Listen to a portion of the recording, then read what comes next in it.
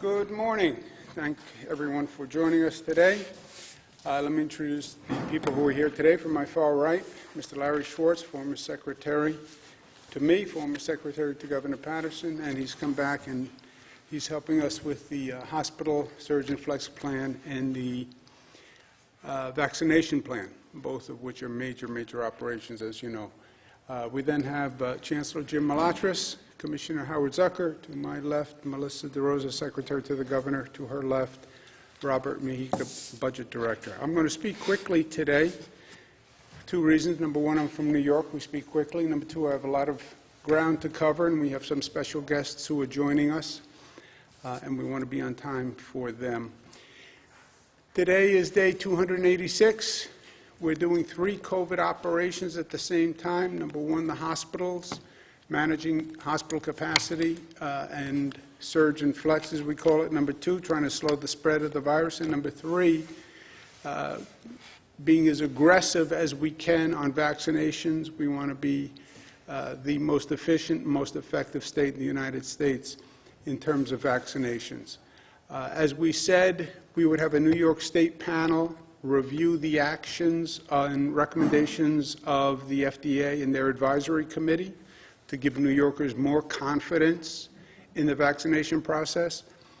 Dr. Zucker met with the New York State panel last night, and the New York State Clinical Advisory Task Force has approved unanimously the FDA decision to go forward with the vaccine, so that's good news, and we notified the FDA of that. Obviously, there was no delay whatsoever in the timing, and New Yorkers will have more confidence.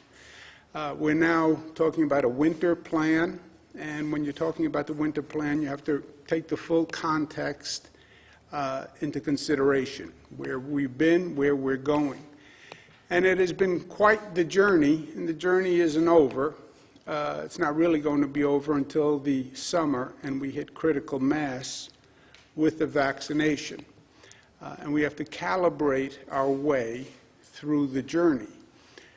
You change strategies as the virus changes, the seasonal changes, the growth pattern changes, and where the growth is occurring. The current numbers in New York State, the statewide positivity without what we call microclusters, 4.5, with the microclusters, 4.9. In the microclusters, 6.8. We did 212,000 tests. 87 New Yorkers passed away. They're in our thoughts and prayers. Hospitalization, 5,300. ICU, 1,007. Intubations, 546. Looking across the state, Finger Lakes, highest rate of hospitalization by population. Then Western New York, Central New York, Mohawk Valley.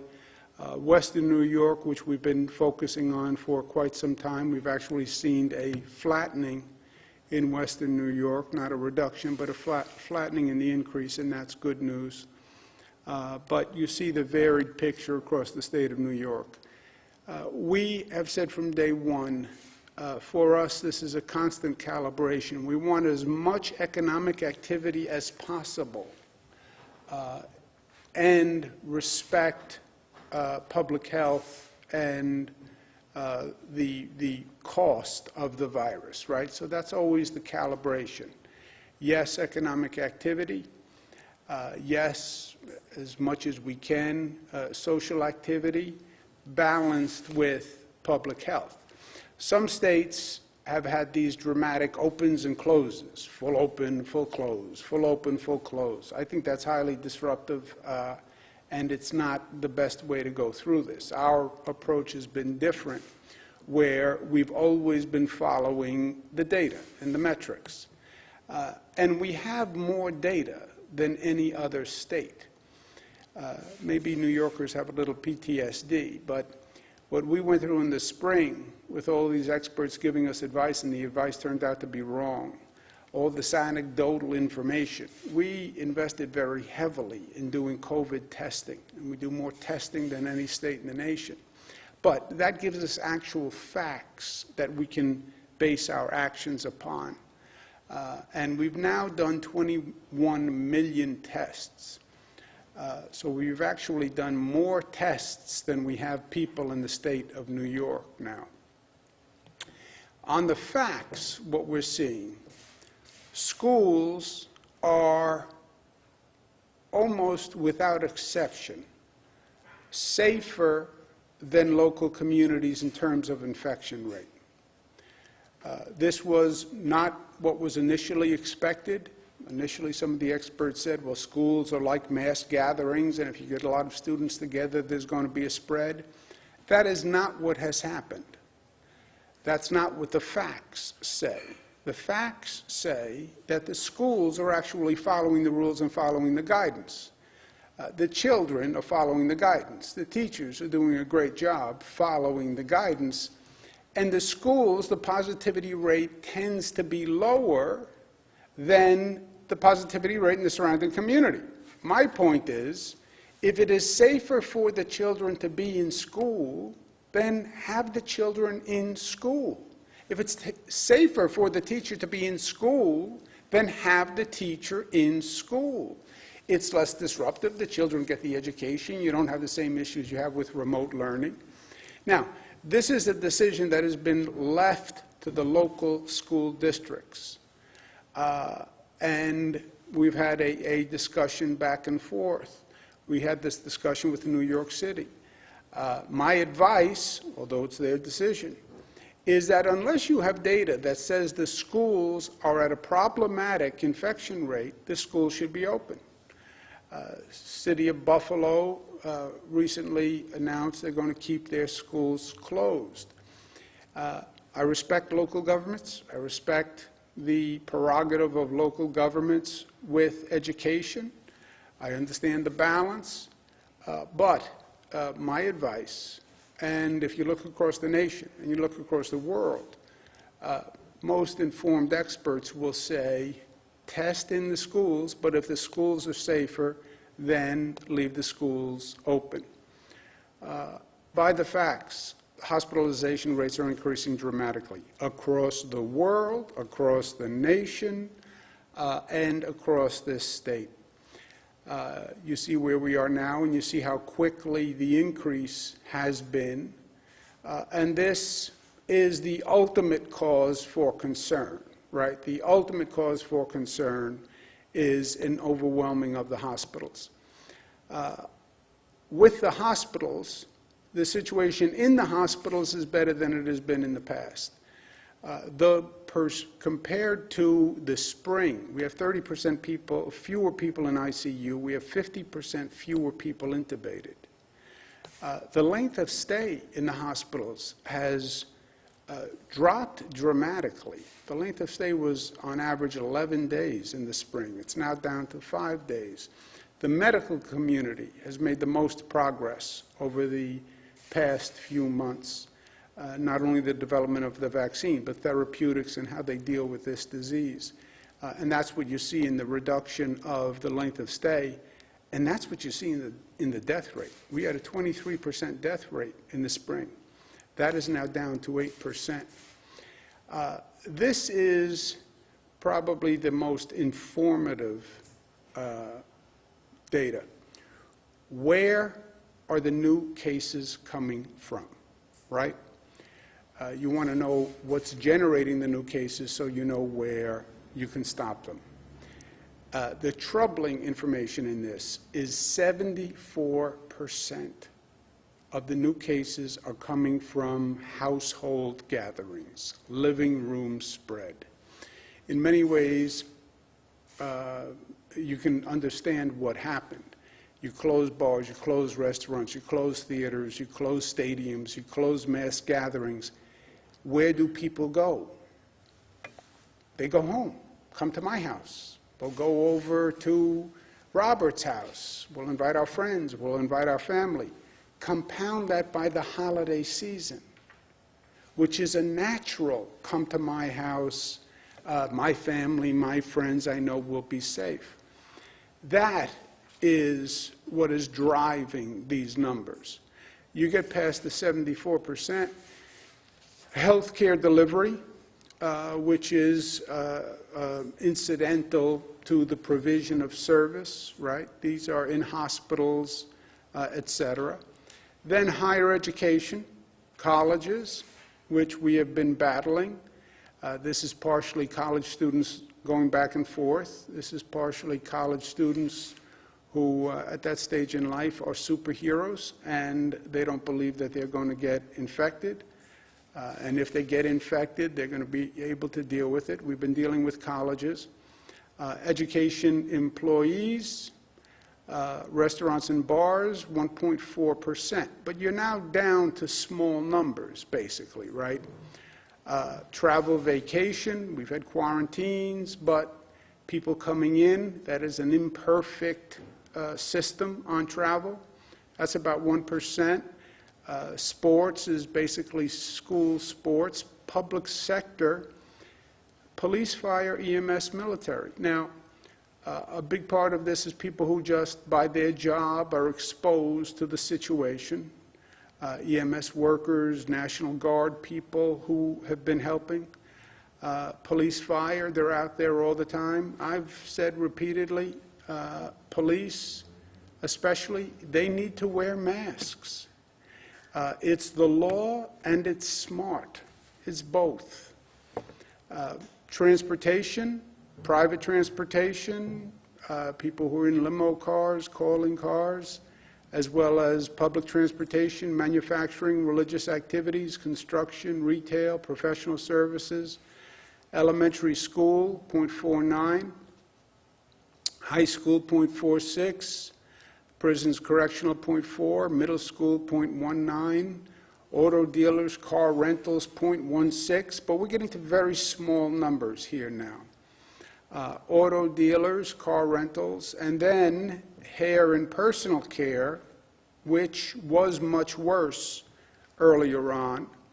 Wholesale trade, building services, real estate, arts, entertainment, gym, agriculture, hunting, forestry, child care, power utilities, accommodations, media production. But you're now in very, very small numbers, right? So stop the spread where it exists and stop it where it's being generated, but don't waste time on areas that are not generators, right? Indoor dining, which many people have spoken about, it is a generator. We have made strides on indoor dining by the restrictions we put in place and the safety protocols we put in place. It is still an issue, but it's much better than it was. Gyms are one of the lowest known spreaders now by the facts. We've increased the testing. We've reduced the capacity. Gyms are now down to 0.06. Hair salons, barbershops, personal care, 0.14. And again, small gatherings are the greatest individual issue, and we believe this is going to continue to increase over the holidays. In general, also, you see compliance by people down, COVID fatigue, it's the holidays, a vaccine is coming, I'm just tired of dealing with it. And government enforcement is down. One of the more troubling points in the data is the RT is up 1.3. We haven't spoken about this in a while. RT is the rate of transmission. 1.3 means one person will infect 1.3 additional people. Once that number is over 1, you're in a problematic state. And this is a problematic situation. So we want to calibrate to the new material, the new facts, the new data. The criteria, the metrics we use, what is the positivity rate? What is the hospitalization rate? What is the hospital capacity in that area? You don't want to overwhelm the hospitals. Considering the RT rate, what is the density and what is the crowding? Which is a factor we have not been considering because the RT was below 1 for some period of time. And then the risk level of that economic activity, going back to the chart that shows where the cases are coming from. So you're calibrating the risk level of the economic activity, the density level, the RT rate, and the hospitalization rate and the positivity rate. A red zone is New York on pause. It is stop all but essential services and business. It's where we were.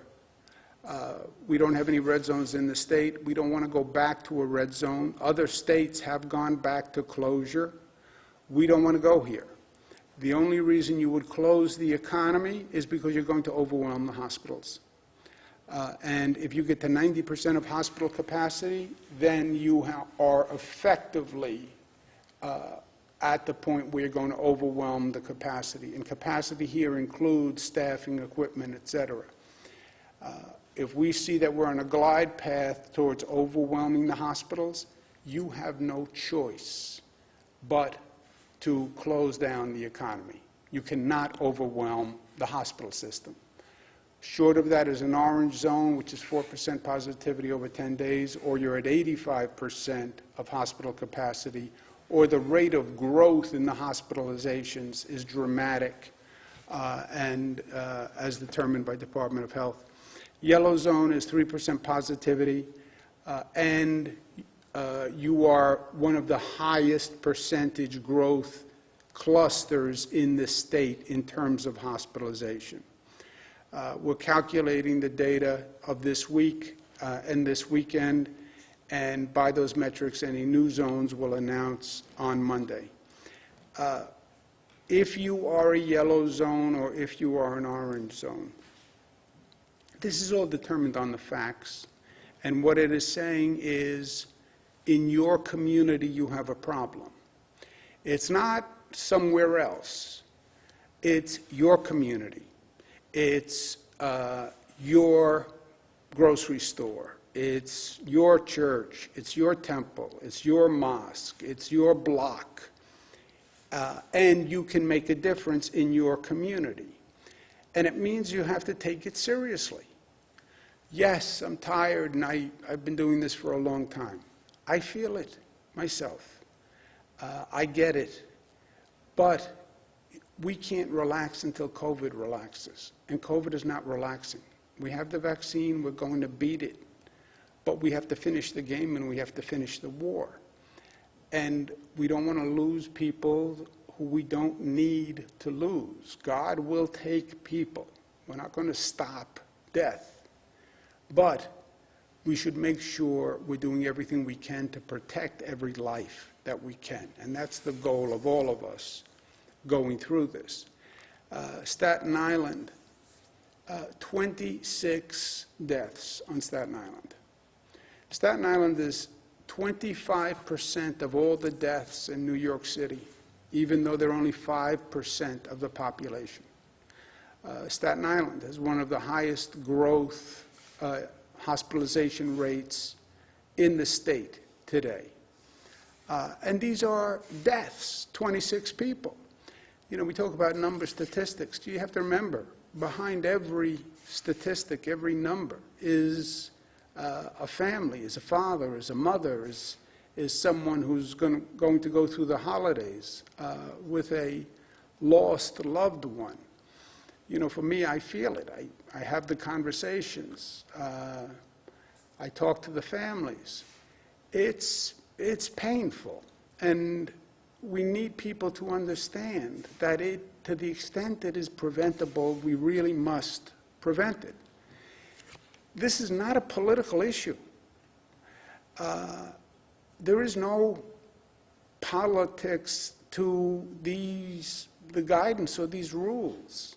It's the one issue that both the Trump team and the Biden team agrees with. The rules that we follow are basically CDC rules. That's the Trump administration. And the Biden advisors are saying the same thing. So there is no politics to this. I have no politics in this. I represent every person in the state of New York. I don't care what party you are, what ideology, whether you're short, you're tall, I don't care your sexual orientation. It makes no difference to me. These are rules that make sense for everyone, and it is basically all common sense. This is not high science we're applying here. These are common sense rules. Where the virus is highest, then you have to take action. We're also changing rules for the hospitals in the state. We've already announced that all hospitals have to do a 25% increase in staffed beds. Hospitals must remain under 85%.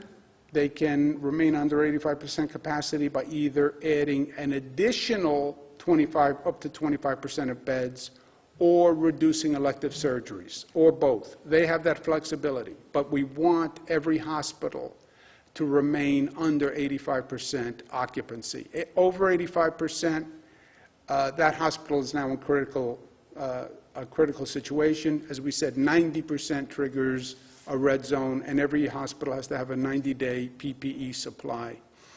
The increasing RT is a problem, rate of transmission. It's more of a problem in the most dense areas. We learned this lesson in the spring the hard way. New York Times, the pandemic is particularly devastating to America's biggest cities as the virus has found fertile ground in the density that is otherwise prized. Yes, the density, which is the asset of the cities, becomes a liability. The crowding is a problem. CDC last week did a caution on indoor dining. In New York City, you put the CDC caution on indoor dining together with the rate of transmission and the density and the crowding, that is a bad situation. The hospitalizations have continued to increase in New York City. We said that we would watch it. If the hospital rate didn't stabilize, we would close indoor dining. It has not. We're going to close indoor dining in New York City on Monday. Outdoor dining and takeout continues. Outside of New York City and in the orange zones, we're going to watch the indoor dining data. The numbers are down in the chart. But we're going to watch over this weekend, and we'll make any adjustments next week if the data suggests. Federal government must provide relief to these bars and restaurants in this next package. I understand battling COVID. I also understand you're wiping out businesses. We'll do what we can in New York. We're going to extend the commercial eviction moratorium. So if a business can't pay the rent, because of this situation, they won't be evicted. In gyms and salons, as you also see, they are not the problem that they were. We have restrictions. The restrictions made a difference. We're going to allow them to operate in orange zones with reduced capacity and additional testing. They're at 33% now. Capacity will go to 25%. They do biweekly testing. It would be weekly testing, but they can operate in an orange zone. The winter plan, I went through with Dr. Fauci. I did it publicly at a briefing. He was very kind to give me a lot of time to talk it through privately. And we're planning basically December, January. Everyone is expecting, Dr. Fauci expects, Dr. Redfield expects, the CDC director, that you're going to see a bad December, a bad January. We understand that. How bad is the question? We hope that you'll see a stabilization mid to late January. Why? Because Thanksgiving started. We may be seeing the tail end of the Thanksgiving surge, if you will, but we're about to walk into the Hanukkah surge and the Christmas surge and the Christmas week surge and the Kwanzaa surge and New Year's Eve and New Year's Day. And by the time that tails off, you're talking mid to late January. When does it end? It ends when the vaccine hits a critical mass. That could be June, it could be September. But between today and June, that is a long 6 months. And we can't get complacent, well, the vaccine is here, everything is fine. That's not the reality. We've only been at this for 9, 10 months. We have another 6 months to go. If the facts change, we will adjust to the facts. We're going to look at the data over this weekend for determinations of zones. We'll look at it for indoor dining. We'll look at it for all those categories that we were seeing on the chart. Facts change, opinions change. Facts change, we adjust to the facts, and we'll continue to do that. What's the optimal goal?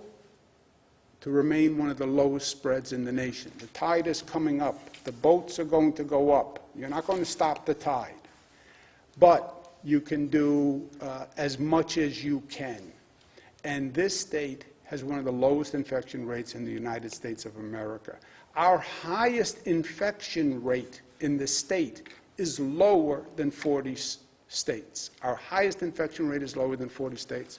So God bless the people of New York, because this state, with its density, with its diversity, is really doing an extraordinary job. And we have to continue to do it because we determine our future, right? We determine the curve. Last point is the vaccine. That is the weapon that ends the war. We're going to need a public education campaign to battle skepticism. We have to hit 75 to 85% of the population for the vaccine to be effective. We have 50% of the population saying they won't take the vaccine. That's a problem. We have to outreach to the black, brown, poor communities. That's basic social justice. That has been overlooked. I'll speak to that in a moment. And we have to have the most aggressive distribution administration program, and we're starting that right now. Good news is the 170,000 doses from Pfizer that we announced should be here imminently, Sunday or Monday. We also will get 346,000 doses of Moderna on top of the 170,000, and they'll be here the week of December 21. So the vaccine is coming, and we're ready to administer it. Part of the vaccination has to be the fairness of the vaccination process. I believe during COVID, many inequities were disclosed.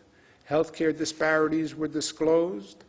That's why the death rate for blacks is twice what it is for whites. That's why the death rate for Latinos is 1.5 times what it is for whites. We have to learn from that and correct it when it comes to the vaccine. I don't believe this HHS administration has provided for a fair distribution to black communities and brown communities and poor communities and rural communities and Native American communities across the state. I think they're basically leaving it to the private sector. They haven't given the states any resources to do anything else. We sent a letter to Secretary Azar, who is the political head of HHS.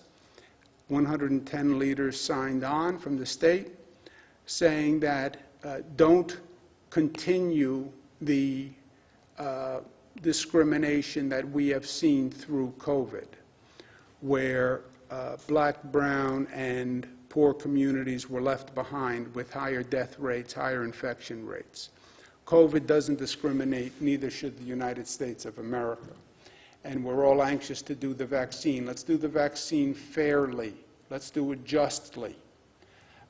New York State is going to make sure that it makes that point loud and clear, because we're not going to allow this federal administration to proceed with a plan that leaves out certain communities, and the communities that actually need the vaccine most will get it least. That would be the cruelest irony and an added injustice. I believe to leave out those communities is illegal, is unconstitutional, and is discriminatory by effect, if not intent. And I believe this administration knows that. I believe the incoming administration of President Biden will correct it, but we don't want this administration program to start discriminating against people, and we're going to start sending out the vaccine let's make sure we send it out fairly with the first vaccine. That's our goal. And we're joined by some special guests today. It's a pleasure to have them with us. We have Congressman Hakeem Jeffries, who needs no introduction in this state. Pleasure to be with Congressmember Karen Bass. Good to see you, Karen. That's our West Coast champion. Congressmember Grace Meng, pleasure to be with you, who's the chair of the Asian Pacific American Caucus, a great New Yorker. Congressman Castro, pleasure to be with you, who's the chairman of the Congressional Hispanic Caucus. And we have Congressmember Deb Haaland from the great state of New Mexico. I was speaking with your governor yesterday, who's the co-chair of the Native American Caucus. Thank you all so much for being with us today. I know you're all busy. I know we wish you all success on that package you're working on. State and local, state and local, state and local. Not that we only have one agenda here, I want you to know. But thank you so much for bringing attention to this issue and for pushing it forward in Washington, because we want to make sure we correct the injustice, and working together we can do just that. Let me turn it over to Congressman Hakeem Jeffries, who's been spearheading this effort and partnering with us. Congressman Jeffries, thank you so much for being here, and thank you for helping assemble today. Well, good afternoon, Governor. First of all, thank you for your tremendous leadership here in New York State throughout this pandemic, and of course, in your capacity as the chair of the National Governors Association, all that you've done to address these important issues on the public health side and economic side throughout the nation. It's great to be joined by an all-star lineup of my colleagues in government, in the House, really a congressional dream team. And they have done so much for the caucus, the Congress, and the country. Only Andrew Cuomo could assemble such a great team outside of the halls of Congress. And so this is a critical issue for us. The COVID-19 pandemic has brought a lot of pain and suffering and death to the American people, disproportionately communities of color, immigrant communities, low-income communities, and throughout Indian country. That is unequal, unconscionable, and un-American in a country that promises life, liberty, and the pursuit of happiness to everyone, regardless of race, regardless of ethnicity, regardless of region, regardless of zip code.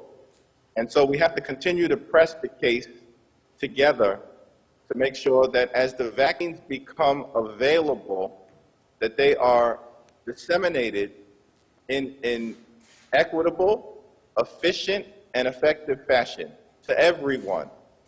But let the dissemination be driven by the data and the need.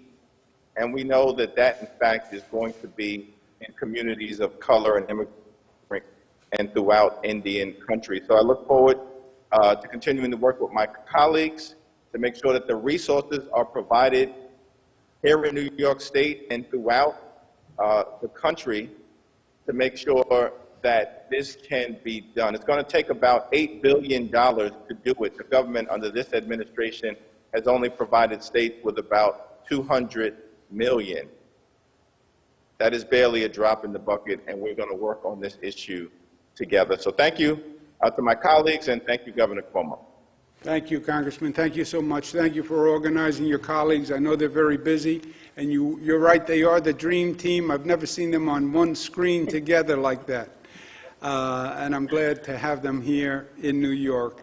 Let's go to Congresswoman Karen Bass, who's the chair of the Congressional Black Caucus, and she is just a superstar for all of us, and she's fighting the good fight, and she's winning. So great to be with you. Pleasure. Thank you. Thank you. Thank you so much, Governor. And let me just join in and thank you for your tremendous leadership. I certainly haven't had a chance to speak to you, but the way you handled New York State and educated the entire nation at the beginning of the pandemic was just stellar leadership, and we are all very grateful to you for that. As we all know, the way COVID has impacted communities of color has been devastating. And one of the things that's the most devastating is that we really don't know all of the impact, because this administration has to really file the data, to disseminate the data.